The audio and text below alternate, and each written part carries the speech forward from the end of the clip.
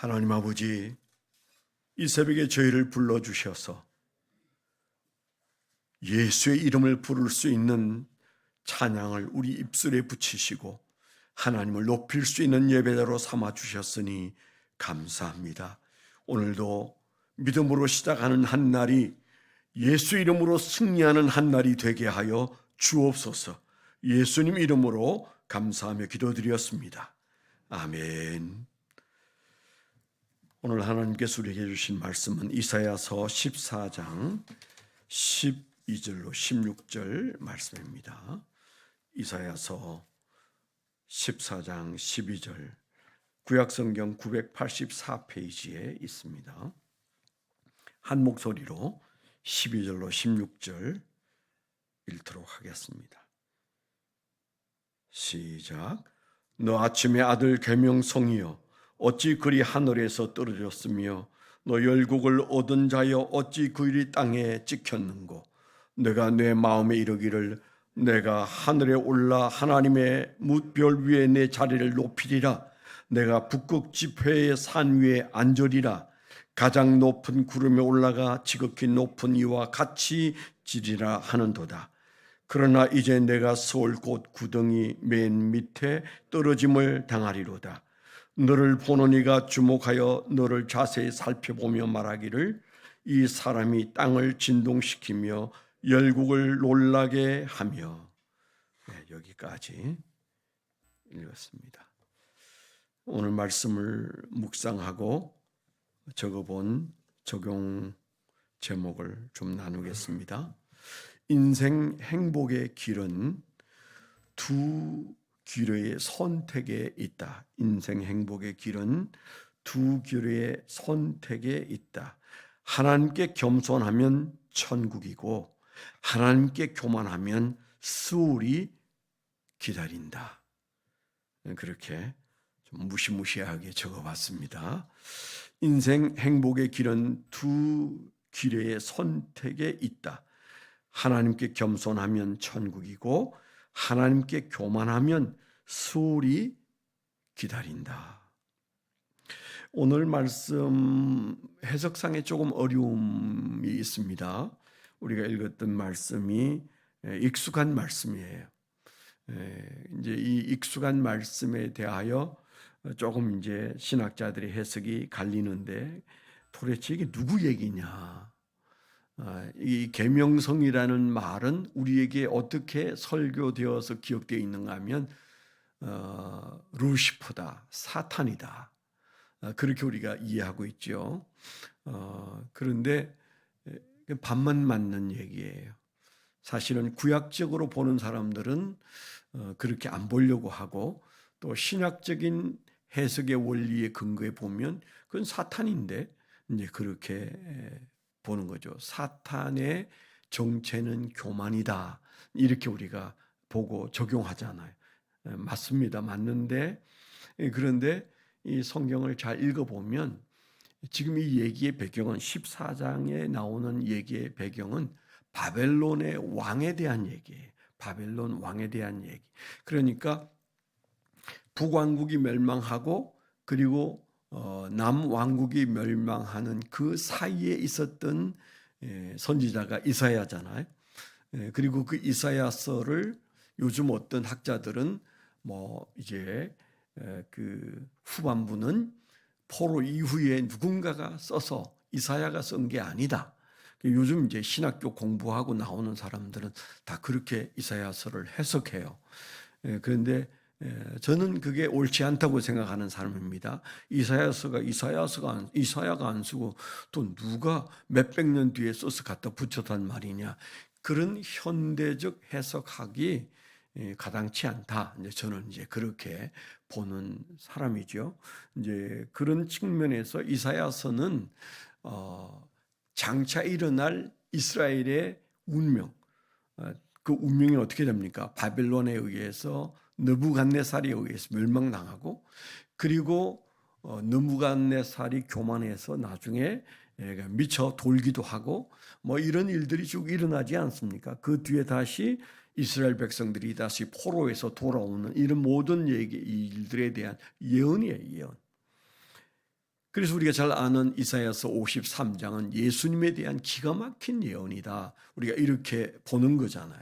근데 이걸 이제 송두리째 흔들어 버리는 게 이사야서의 전기와 후기로 나누어서 이게 이제 문서설에 근거한 현대 신학이에요.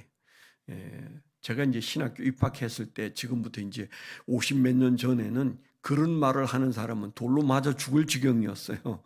저희 신학교에서는 그런 말 하는 인간이 강단에 서지도 못했어요. 교수도 그런 말 하면 못 썼어요. 장신대에서나 그런 강의를 했고 침신대에서는 그런 강의를 못 하게 했어요. 지금은 이제 버젓이 그렇게 강의하고 학생들도 그렇게 배웠어요. 그 오형일 전도사님이 지금 이제 공부를 막 마치고 오셔서 어떤 신학적인 견해를 가지고 있는지 제가 토론을 한 번도 안 해봤는데 이렇게 요즘 설교하시는 분들 얘기를 들으면 그렇게 해석을 한단 말이죠. 좀 약간 옆으로 갔는데 그런데 그렇지만 이사야서의 기록이 맞지만 그러나 그 이사야가 지금 말하고 있는 이 계명성은 사탄이냐 아니냐에 있어서 복음주의적 해석은 사탄이 맞습니다. 그런데 사실은 그 배경은 진짜 그 밑에 깔려 있는 것은 바벨론의 왕이 이렇게 될 것이다 라고 하는 얘기를 전제로 하고 있어요. 그러니까 사실은 우리가 이 통전적으로 이해하면 바벨론이라는 거대한 나라와 그 왕의 교만이 그 뒤에 배경은 뭐냐? 사탄의 정체를 가지고 있다. 사탄과 이 세상 군 왕의 뿌리는 하나다. 그래서 우리가 경계해야 할 것은 사탄의 교만이요, 바벨론 왕의 교만이요, 그리고 작디 작은 우리 마음속에서 일렁거리는 교만을 처리하지 못하면 바벨론 왕의 처지나 사탄의 처지나 여기에 서 있는 김종훈 목사의 처지나 앉아서 듣는 여러분의 처지가 일반이다. 우리에게서 정말 경계할 것이 있는데 그건 왕이 경계해야 할 문제가 교만이 아니고 사탄이 실패하고 경계했어야 될 주제가 교만이 아니고 내가 소시민인 내가 교회 안에서도 존재감이 없는 내가 사실은 성공하느냐 실패하느냐 내가 행복해지느냐 불행해지느냐 내 앞에 천국이 있느냐 스월이 있느냐 그 차이가 바로 교만이 있다. 그래서 이 교만이라는 사실 앞에 왕의 입장이나 나의 입장이 크게 다르지 않기 때문에 이 말씀을 우리가 특별히 적용해야 된다. 그런 말씀이라고. 조금 딱딱한 얘기는 그 정도 하고 오늘 그 말씀이 계속 나오는 말씀이 우리가 읽은 말씀의 15절에 그러나 이제 뇌가 수월 곧 구덩이 맨 밑에 떨어짐을 당하리로다 그런 말이 나오잖아요. 그런데 사실 이 얘기는 4절에 보면 너는 바벨론 왕에 대하여 이 노래를 지어 이르기를 하면서 바벨론 왕에게 얘기해라 이렇게 하나님이 이사야에게 말씀하셔서 바벨론 왕이 이 말을 듣고 있는 처지인데 그게 대전제 주제는 스올이에요. 스올. 그래서 9절에 아래의 스올이 너로 말미암아 소동하며 11절에도 내 영화가 수월에 떨어졌으며 이게 이제 지옥이란 말이잖아요. 그 다음에 이제 우리가 읽은 계명성의 얘기도 똑같은 주제어가 수월이에요. 15절에 그러나 이제 내가 수월 곧 구덩이 맨 밑에 떨어짐을 당하리로다. 그러니까 얘기의 흐름을 보면 그 주제어가 수월인데 그 수월은 누구에게 지금 하고 있는 얘기입니까? 이사야에게 말하기를 저 바벨론 왕에게 얘기해 주라. 너 앞에 수월이 기다린다. 이제 그런 중에 여기 이제 계명성이라는 단어가 나왔기 때문에 그 단어의 핵심은 우리가 흔히 말하는 사탄이다 이렇게 보는 거죠. 중요한 중심은 뭐예요? 교만에 관한 얘기예요. 이 교만이라는 단어가 히브리어로 카라는 말인데 이 카라는 말 혹은 가라는 말이 높인다는 뜻이에요. 높인데. 그러니까 교만이 좀 애매하죠. 그런데 아주 그 히브리적 개념은 간단해요. 높인다. 누구를 높이느냐에 따라서 교만이 되고 누구를 높이냐에 따라서 겸손이 되는 거예요. 하나님은 교만한 자를 대적하고 겸손한 자에게 은혜를 주신다. 야고보서에 그렇게 되어 있고 성경 전체에서 교만한 자와 겸손한 자를 비교하는데 어려운 게 하나도 없어요.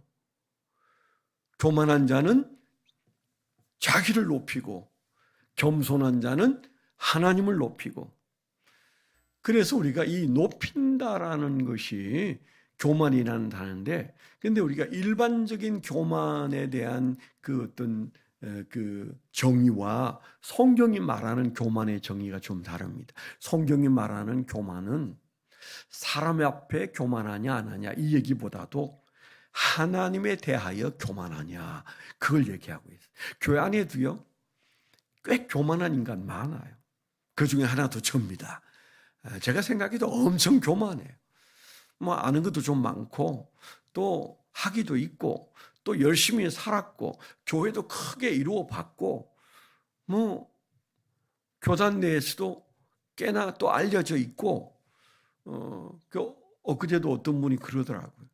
우리나라 유명한 목사님을 우리 교인이 가서 만났는데 김종국 목사님을 엄청 존경한다고. 그분하고 제가 악수도 한 번 안 했는데 그 유명한 분이 저를 존경한다니까 어색해지는 기분이 제 마음속에, 그게 교만이에요. 자기를 쓱 높이는 마음이 생기는 거잖아요. 있습니다. 그래서 저는 사람에 대하여 이 세상 살이에서 교만은 좀 봐줘요. 근데 절대 봐줘서는 안 되는 교만이 있어요. 진짜 성경이 말하는 교만은 뭐예요? 하나님에 대하여 교만해요.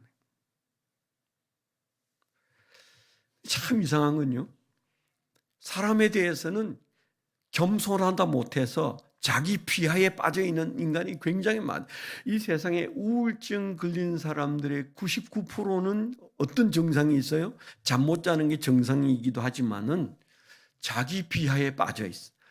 나는 쓰레기인가 봐. 나는 아무것도 아닌가 봐. 나는 아무것도 할 수가 없나 봐. 아무도 나를 존경하지 않는 것 같아. 이 마음이 썩 들어오면 그때부터 우리는 자기를 패대기 치는 거잖아요. 그거하고 싸워야 돼요. 햇볕 밑에 막 걸어야 되는 이유도 당당해지라는 거잖아요. 우리가 사실은 들여다보면 대부분의 사람들이 겸손한 것 같아. 아이들도 겸손하지 않습니까?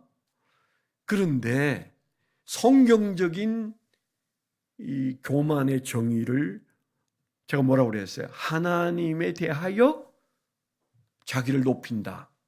그러니까 하나님 무시하는 인간들은요, 구제 불가능한 교만한 자예요. 사람 앞에서는 손을 빌든지 엎드리든지 아니면 자기를 무가치한 존재로 여기든지 겸손이 지나쳐서 자기 비하에 빠져서 우울증에 시달리든지 그건 중요한 게 아니라니까요. 중요한 것은 그 사람이 하나님에 대하여 어떤 마음을 가지고 있는가. 하나님에 대하여 하나님을 무시하면 교만한 사람이에요. 그래서 교만해서 지옥 가는 겁니다. 겸손한 자가 천국 가는 겁니다. 제가 말하는 그 겸손은 하나님 앞에 자기를 한없이 낮추고 자기를 한없이 약한 자요, 부족한 자요, 그리고 은혜 없이는 살 수 없는 자요. 하나님이여, 하나님이 없이는 살 수가 없습니다. 저는 하나님의 은혜로 삽니다. 그렇게 말하는 자가 하나님에 대하여 겸손한 자고, 하나님 뭐나 몰라. 하나님이 있는지도 없는지도 몰라. 자기 코가 석자인데 하나님이 있는지 없는지 모른대요. 그리고 별로 필요도 안 느껴요. 그래서 어린 아이들도 수없는 아이들이 교만해요. 관심조차 없고 하나님에 대하여 자기를 높이고 그렇게 삽니다. 그러니까 우리가 이 교만을 누구에게 적용하느냐, 사람에 대하여 교만하냐, 하나님에 대하여 교만하냐, 이렇게 딱 보면 전혀 다른 얘기가 되는 거예요. 지금 이제 이 바벨론 느부갓네살 왕을 향하여 예언하는 말씀이 뭐예요? 넌 전 세계 최고의 나라의 최고의 왕이기 때문에 너는 너 자신을 높이지 않느냐, 그 얘기를 하는 거예요. 실제로 그래서 그가 나중에 미쳐 돌아가지 않습니까? 풀을 먹고 거리를 헤매고 사냐를 돌아다니는 그런 미친 사람이 되지 않았겠어요? 그러니까 성경은 그대로 이루어졌는데요. 한때는 그가 하나님의 종으로 부림을 받았어요. 제가 트럼프 대통령은 곧 느부갓네살 왕 같다. 제가 이런 얘기를 시대적인 세계관을 가지고 말한 적이 있습니다만은 여튼 하나님의 부르심 앞에 잠시 겸손한 사람이 느부갓네살이었는데 나중에 그는 결국 자기 교만에 빠졌던 그런 슬픈 사연이 이 이사야서의 예언서대로 일어나는데 왕으로부터 시작되어서 어린 아이까지 자기가 왕인 인간은 교만한 거예요. 다른 사람에게는 이 세상의 물질과 권세와 잘난 사람들 앞에는 그냥 우리가 길을 못 펴면서도 하나님에 대해서는 몰라라 한다면 그건 교만한 인간이에요. 우리 자녀가 교만하지 않은지 잘 돌아봐야 합니다. 하나님을 무시하면 교만한 거예요. 하나님을 몰라도 교만한 거예요. 몰라서는 안 되잖아요. 우리가 얼마나 연약한 존재고 얼마나 부질없는 존재인데 하나님을 필요로 느끼지도 않고 하나님을 몰라라 한다는 것은 자기 존재를 부정하는 겁니다. 그건 교만이에요. 그런 측면에서 이 카한은 자기를 높인다. 대신에 하나님을 높이지 않는다. 그런 뜻이다. 이런 얘기죠. 그러니까 우리의 심각한 죄가 우리 턱 밑에 있어요. 하루를 사는 동안에도 하나님을 잊고 살고 하나님을 필요로 여기지 아니하고 하나님을 높이지 않는다면 그건 우리가 교만한 자리에 있는 겁니다. 그래서 신앙은 쉽지 않고 어떤 의미에서 신앙은 어렵지 않아요. 내가 하나님을 잊으면 심각해지는 거지만은 하나님을 예배하고자 하는 목마름이 있으면 그건 하나님에 대하여 자기를 낮추고 하나님을 높이는 겸손이에요. 여러분 새벽기도 이게 아무나 하는 게 아니라고 늘 얘기하잖아요. 물론 새벽기도 못 나오고 큐티하는 분도 대단합니다.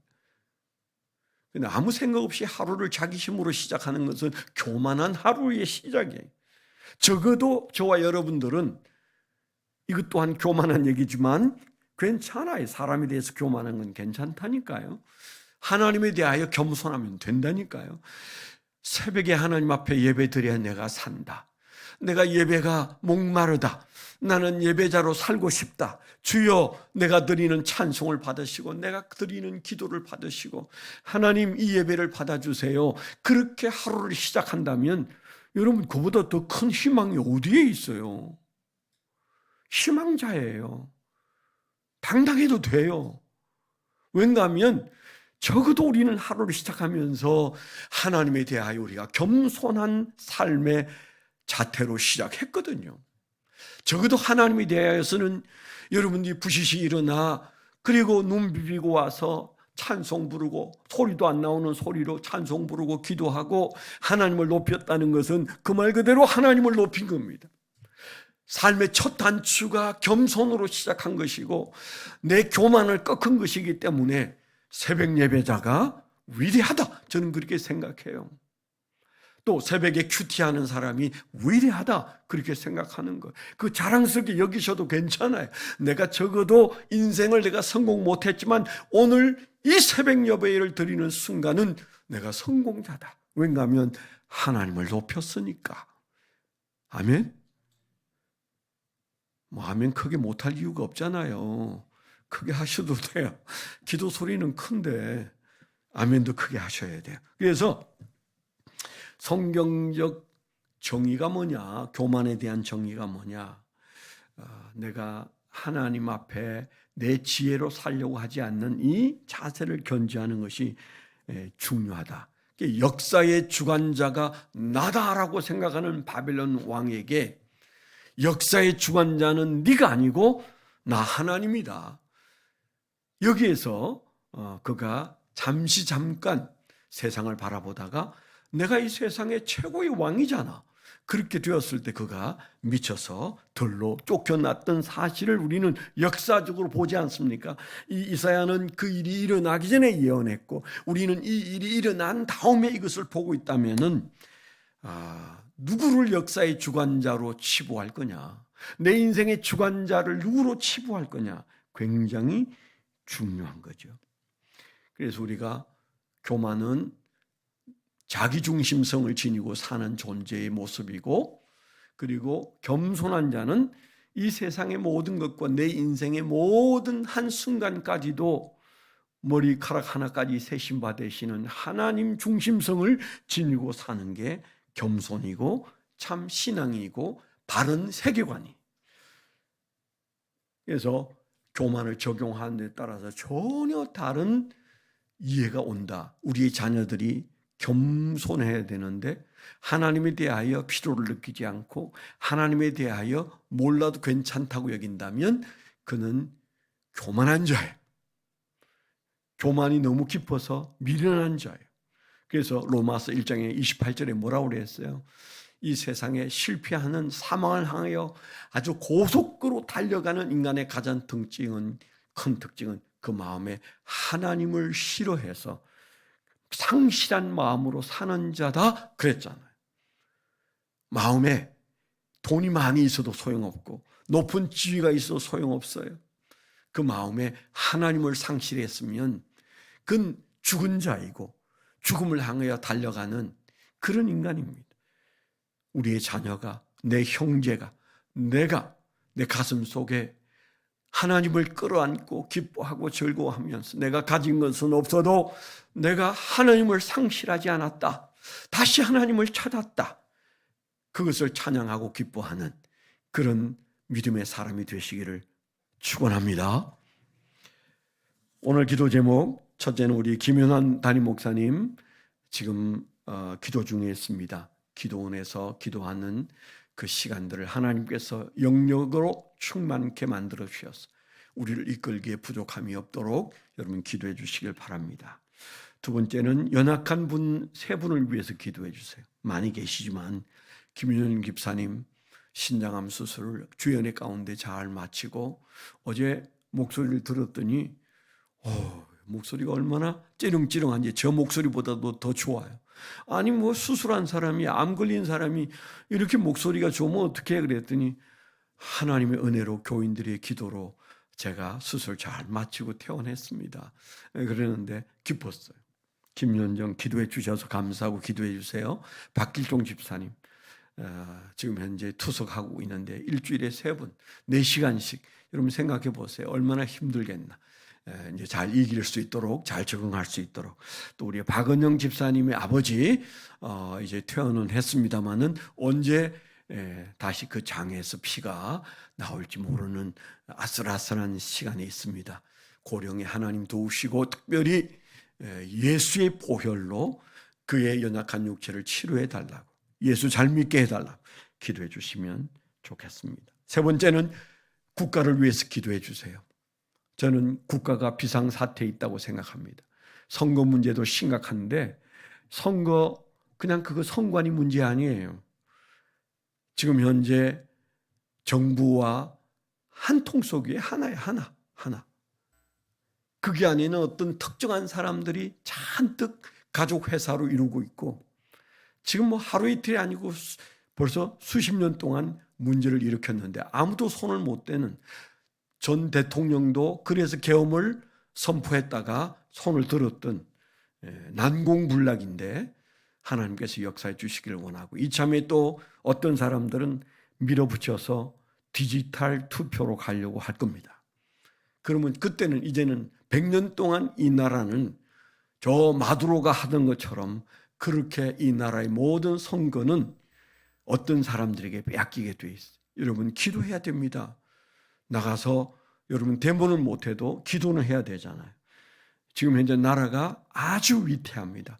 여러분 국민연금 풀어가지고 그 14.4%만 국내 주식을 사게 되어 있는 걸 30%를 사게 만들어가지고 그건 또 비공개로 만들어 놓고는 지난 1월 달부터 돈을 풀어서 우리나라 주식이 세계 제1등으로 올라요.